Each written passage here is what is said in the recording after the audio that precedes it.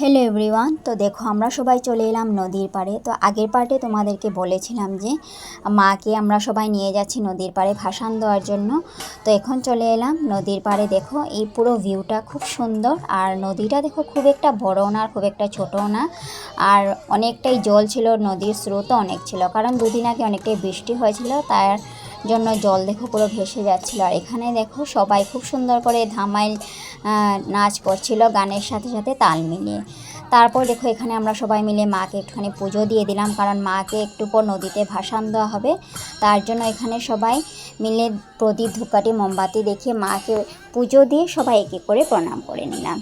আর এই দেখো ভিউটা খুব সুন্দর ছিল, লোকজনও অনেক ছিল, কারণ মায়ের বিসর্জন বলে কথা, আর 1 বছর পর মা ফিরে আসবে, তার জন্য দেখো সবাই এখানে আসলো মায়ের বিসর্জন দেখার জন্য।